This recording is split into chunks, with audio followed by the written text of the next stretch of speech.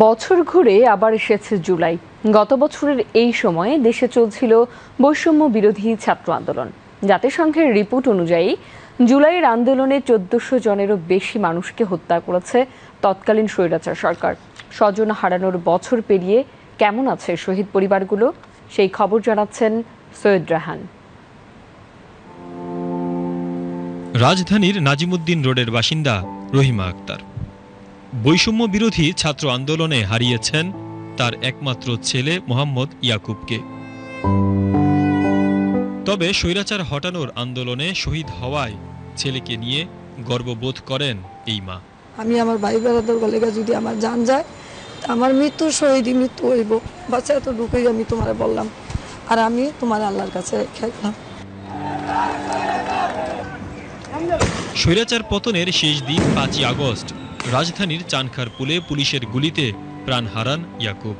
অশ্রুসিক্ত নয়নে ছেলের সাথে কাটানো শেষ স্মৃতি বর্ণনা করছিলেন শহীদ ইয়াকুবের মা। সকাল 10টা বাজে নাস্তাও করছে আমার সাথে।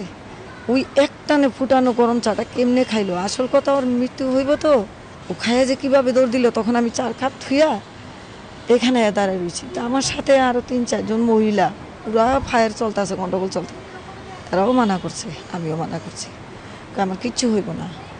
যাওয়ার আগে আমি বলতেছি যে আব্বা, তুমি যদি কিছু হয়ে যাও, আমার কিন্তু আর কেউ নাই, আমি কিভাবে থাকুম আর কিভাবে চলব? একই দিন রাজধানীর উত্তরায় পুলিশের গুলিতে নিহত হন আব্দুল্লাহ বিন জাহিদ। মায়ের স্বপ্ন পূরণের প্রতিশ্রুতি দিয়েছিলেন উচ্চ মাধ্যমিক পড়ুয়া আব্দুল্লাহ। তবে কে জানত শহীদ হিসেবেই নিজের নাম লিখিয়ে যাবেন ইতিহাসের পাতায়, আক্ষেপ নিয়ে বলছিলেন তার মা। আমি প্রায় সময় বলতাম, তুমি তো আর পড়াশোনা দিয়ে কিছু করতে পারবে না, তোমাকে আমি বাইরে পাঠাই দিত। ও আমার বলতো যে মা, আমি এমন কিছু করে দেখাবো, তুমি উঠতে বসতে আমাকে বলো যে 20 বছর কষ্ট করছি, কিছুই পাইনি, আমি তোমাকে সব দিব। প্রায় সময় বলতো। অভ্যুত্থানে শহীদ পরিবারগুলোর আর্তনাদের বছর পেরিয়েছে। তবে এক বছরেও কেন খুনিদের বিচার নিশ্চিত করা যায়নি, এই প্রশ্ন শহীদ ফাইয়াজের বাবার।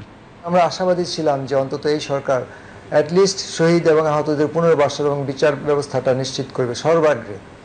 হয়রাস সেই জিনিসটা আজকে 1 বছর হয়ে গেল, আমরা কিন্তু বিচারে এখনো আসানোর কোনো কিছুই দেখতে পাইনি।